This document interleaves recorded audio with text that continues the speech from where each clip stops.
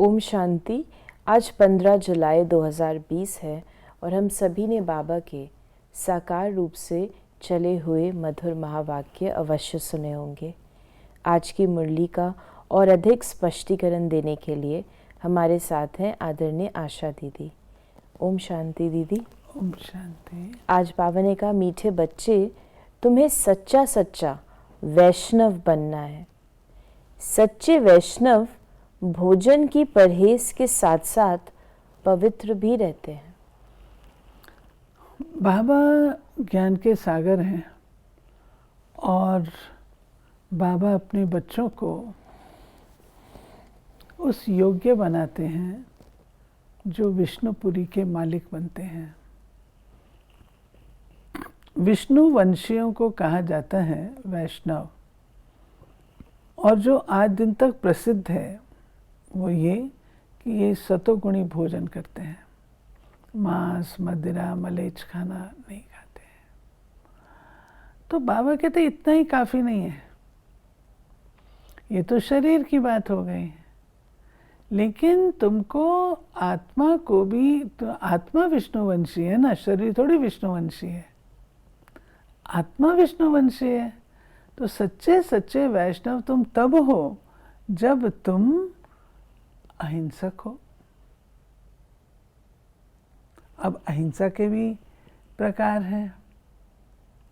हाथ से मारने की हिंसा भी होती है, वाणी से भी होती है, संकल्पों से भी होती है। तो तुमको डबल अहिंसक बनना है।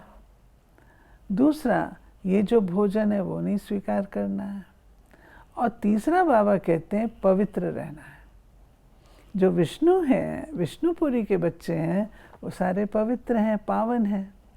तो तुमको असली पुरुषार्थ करना है, अपने आप को पावन बनाने का, पवित्र बनने का, वो पुरुषार्थ करना है। बाकी ये नहीं खाया वो क्या बड़ी बात है, वो बनना है।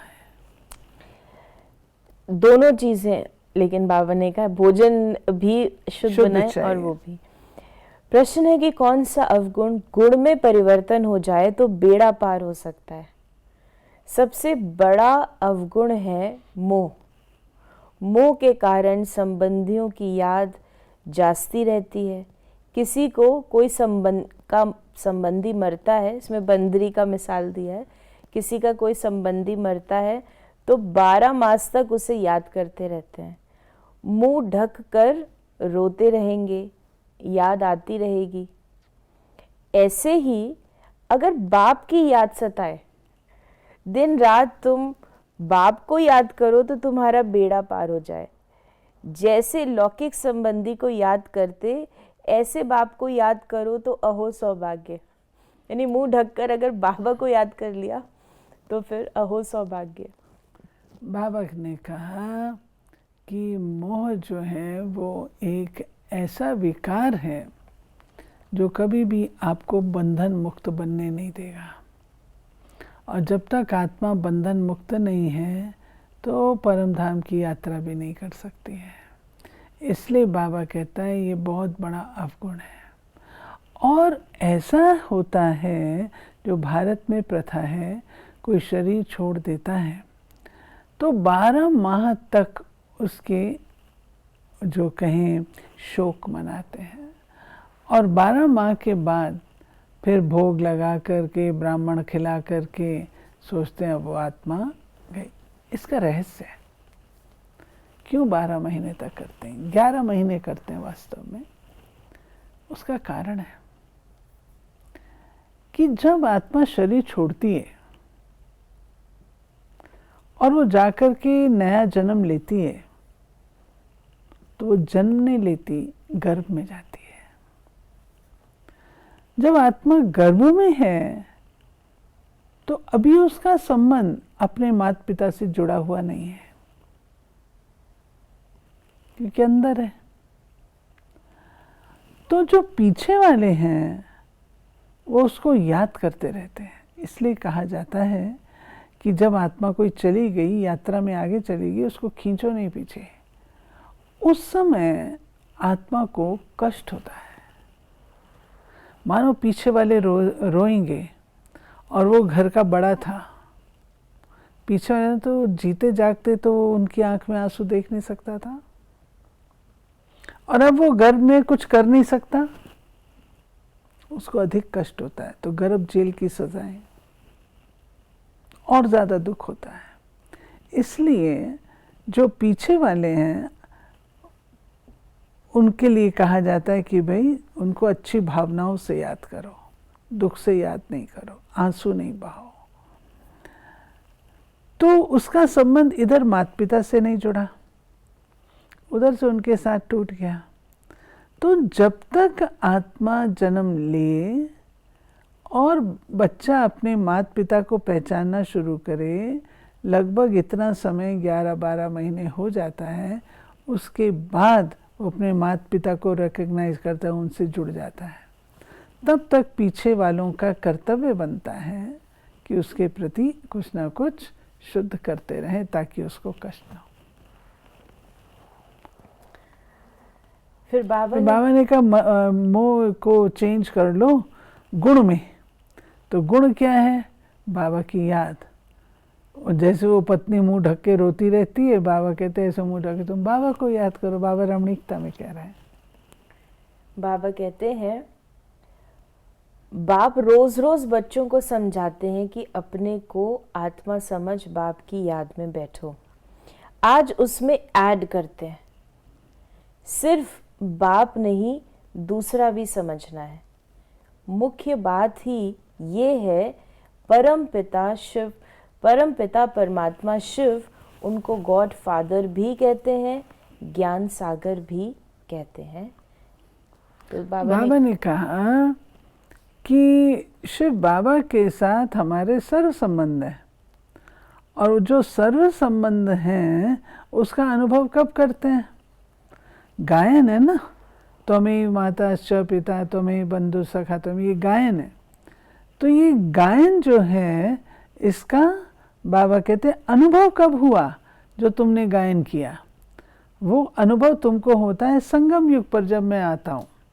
तो बाबा कहते हैं सिर्फ मुझे बाप रूप से याद नहीं करो, मुझे माँ के रूप से भी याद करो, मुझे टीचर के रूप से भी याद करो, मुझे सदगुरु के रूप से भी याद करो, सर्व संबंधों से मुझे याद करो। बाबा ने कहा सन्यासियों को कहेंगे पवित्र आत्मा, और जो दान आदि करते हैं उनको कहेंगे पुण्य आत्मा। इससे भी सिद्ध होता है आत्मा ही दान पुण्य करती है, इसलिए पुण्य आत्मा पवित्र आत्मा कहा जाता है। आत्मा कोई निर्लेप नहीं है। निर्लेप नहीं है। आत्मा के ऊपर लेप शेप चढ़ता है, और जैसा लेप शेप होता है उस अनुसार ही उसका नाम होता है। पाप आत्मा, दुष्ट आत्मा, महान आत्मा, धर्म आत्मा, ये सब होता है। लेकिन एक बात इंटरेस्टिंग है कि ये कोई सारे जो है ना प्लूरल में यूज़ किए जा सकते हैं। केवल परमात्मा शब्द ही एक ऐसा है जो प्लूरल में नहीं होता है, सिंगुलर, जो स्पष्ट करता है कि परम आत्मा अर्थात सुप्रीम सोल एक ही है, बाकी सब हैं सोल्स, भिन्न भिन्न प्रकार के भिन्न भिन्न गुणों के आधार से उनके ऊपर वो नाम पड़ते हैं। तो बाबा ने जो कहा सन्यासियों को पवित्र कहेंगे और उनको पुण्य आत्मा कहेंगे, क्योंकि जब दान करते हैं तो अपने प्रति वे कुछ अपना जमा करते हैं, समाज का हित करने की कोशिश करते हैं और अपने प्रति जमा करते हैं, तो पुण्य है। बाबा ने दान और पुण्य की परिभाषा बहुत अच्छी बताई हुई है। बाबा कहते हैं दान वो होता है जो आपके पास है और आप कर रहे हैं, और पुण्य वो होता है जो सामने वाले को ज़रूरत है और आप वो कर रहे हैं, वो है दान और वो है पुण्य। बाबा ने कहा पहले पहले हमेशा बाप की महिमा शुरू करो। जब किसी को समझाते, यहाँ आते हैं, समझते हैं, हम बाप के पास जाते हैं तो बाप की याद रहनी चाहिए, इसलिए बाबा चित्र भी बनाते हैं तो वो भी साथ में हो। पहले पहले हमेशा बाप की महिमा शुरू करो, ये हमारा बाबा है, यूं तो सबका बाप है, सर्व का सद्गति दाता, ज्ञान का सागर, नॉलेजफुल है, त्रिकालदर्शी, इस सृष्टि पर कोई मनुष्य हो नहीं सकता। इस प्रकार से बाबा ने महिमा कहिए, महिमा बताइए। ये हम लोग भी जब ट्रेनिंग कर रहे थे तो हम लोग को ये सिखाया गया कि कभी भी आप भाषण शुरू करते हो तो पहले शिव बाबा की जी भर करके महिमा करो। वो कौन है? दिव्य चक्षु विधाता है, दिव्य बुद्धि दाता है, ज्ञान का सागर है, सर्वशक्तिवान है। ऐसे भिन्न भिन्न प्रकार की बाबा की महिमा करके, ताकि लोगों के मन में ये आए कि अब ये क्या सुनाने जा रही है, तो उत्कंठा पैदा होगी, तो उनका जो ध्यान है वो उनकी तरफ जाएगा, शिव बाबा की तरफ जाएगा। आजकल हम लोग ने ये सब भुला दिया है, लेकिन सच्चाई ये है जब हम शिव बाबा की महिमा दिल से करते हैं, ऐसे परमात्मा पिता की संतान, तो उनको महसूस होता है इसकी संतान हम, तीर लग जाता है। तो बाबा ने कहा कि शिव बाबा की खूब जी भर करके महिमा करो, वही त्रिकालदर्शी है, वही ज्ञान का सागर है, वही मुक्तिदाता है, वही सब कुछ है। जब ये महिमा करेंगे उसके बाद कुछ सुनाएंगे तो उनको तीर लगेगा। बाबा ने कहा तुम्हारी भी ऊंचते ऊंच पढ़ाई संगम पर ही होती है, तुम याद नहीं करते हो, देह अभिमान में आ जाते हो तो माया थप्पड़ मार देती है। मार खाएंगे ना, देह अभिमान में आएंगे तो मार खाएंगे। माया सिखाती है तुम देह अभिमान में आए इसलिए आप मार खाओ। तुमको कहा गया पढ़ो, देही अभिमानी रहो, लेकिन देही अभिमानी नहीं रहते हो तो फिर मार खानी पड़ती है। बाबा ने कहा जो सबसे जास्ती पढ़ते और पढ़ाते हैं उनके मैनर्स भी अच्छे होते हैं। तुम कहेंगे सबसे अच्छे मम्मा बाबा के मैनर्स हैं। फिर हो गई बड़ी मम्मा जिसमें प्रवेश कर बच्चों को रचते हैं। तो ये दोनों चीज़ें स्पष्ट करें। बाबा कहता है कि पढ़ाई केवल ऐसा थियोरेटिकल ज्ञान नहीं है, लेकिन पढ़ाई से आपके अंदर मैनर्स भी तो आने चाहिए। जैसे हम लोग कहा करते थे भाई शिक्षित तो हो गए लेकिन दीक्षित नहीं हुए हैं, अर्थात धारणा में नहीं आई बात। डिग्रीज तो ले ली हैं परंतु मैनर्स है नहीं। तो बाबा ये कहता है कि ये जो पढ़ाई पढ़ रहे हो तुम, उससे तुम्हारे मैनर्स अच्छे होने चाहिए।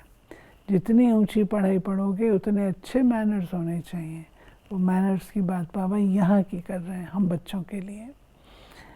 फजीलत चाहिए, सोचने की भी फजीलत है, बोलने की भी फजीलत है, कर्म करने की भी फजीलत है, व्यवहार में आने की फजीलत है, ये सब। तो बाबा ने ये कहा है कि मैनर्स अपने बहुत अच्छे रखो। बाबा ने कहा आज कि एक तो है कि जो जास्ती पढ़ेंगे उनके मैनर्स अच्छे होंगे। फिर बाबा ने कहा जैसे बाप अपकारियों पर उपकार करते हैं ऐसे तुम भी फॉलो फादर करो। इसका भी अर्थ समझना है। बाप कहते हैं मुझे याद करो और किसका भी नहीं सुनो। तो दोनों चीज़ें, जैसे बाबा ने एक पहली जो चीज़ बताई कि जैसे बाप अपकारियों पे उपकार करते हैं ऐसे तुम्हें भी फॉलो करना है, फॉलो फादर करना है। इसका भी अर्थ समझना है, मीनिंग समझना है। बाबा कहते हैं ना, भावार्थ क्या है? निंदा हमारी जो करे मित्र हमारा सोए। कि आपकी निंदा हो रही परंतु आप उसमें से अपने लिए बेनिफिट की बात पिकअप कर लो। ऐसे ही कोई अपकार करता है आपके साथ, वास्तव में अगर हायर लॉज देखे जाएं तो कोई किसी का अपकार नहीं करता, जैसे वैसे ही है। लेकिन अगर हम उसको एक किनारे कर दें और इसको ही देखें तो अगर कोई अपकार करता भी है तो बाबा कहते हैं आपका धर्म क्या कहता है? आप तो देवता बनने वाले हो ना, आप अपकारी पर अपकार करोगे क्या? नहीं, आप अपकारी पर भी उपकार करके दिखाओ। ये है पढ़ाई। जैसे को तैसा किया उसमें क्या बड़ी बात है? क्या बड़ी बात, उसमें क्या पढ़ाई है? लेकिन हम तो पढ़ाई ये पढ़ रहे हैं, कोई आप पर अपकार करे उसको उपकार करिए। बाबा ने कहा कि जो विश्व का बाबा मालिक बनाते हैं, ख्याल ख्वाब में भी नहीं था। बहुतों को घर बैठे साक्षात्कार हुआ। और फिर बाबा कहते हैं परंतु साक्षात्कार से कुछ होता है थोड़े है। दोनों चीजें बाबा ने कहा साक्षात्कार होता है कईयों को, लेकिन अगर साक्षात्कार के बाद अगर हम उसके साक्षात स्वरूप नहीं बने, अगर हमने श्री कृष्ण को देख लिया साक्षात्कार में, हमने शिव बाबा ज्योति बिंदु को साक्षात्कार में देख लिया, हमने स्वर्ग देख लिया, लेकिन अगर हम बने नहीं तो फायदा क्या? कोई फायदा नहीं। और बाबा ने ये भी कहा कि बाप बैठ मीठे बच्चों को समझाते हैं, कहते हैं बच्चे सुखदायी बनो। जैसे अपकारी पे उपकार, वैसे बाबा ने कहा सुखदायी बनो। माँ कहती है ना आपस में लड़ो झगड़ो नहीं, तो आज बाबा ने बाप की जगह आज बाबा कहते हैं माँ कहती है कि आपस में लड़ो झगड़ो नहीं। माँ से कंपैरिजन किया। माँ सहन नहीं कर पाती है, बच्चों में लड़ाई होती है तो माँ सहन नहीं कर सकती है। बाप कह देगा जाने दो, जो करते हैं करने दो। माँ नहीं चाहती है। माँ कोई भी रीति से बच्चों को जोड़ना चाहती है। तो बाबा कहते हैं आज माँ के रूप से बच्चे लड़ाई झगड़ा नहीं करो। आज का वरदान है शुद्ध संकल्प के व्रत द्वारा वृत्ति को परिवर्तन करने वाले दिल तख्त नशीन भव। बाप दादा का दिल तख्त इतना प्योर है, जो इस तख्त पर सदा प्योर आत्माएं ही बैठ सकती हैं। जिनके संकल्प में भी अपवित्रता या अमर्यादा आ जाती है, वो तख्त नशीन के बजाय गिरती कला में नीचे आ जाते हैं। इसलिए पहले शुद्ध संकल्प के व्रत द्वारा अपनी वृत्ति का परिवर्तन करो।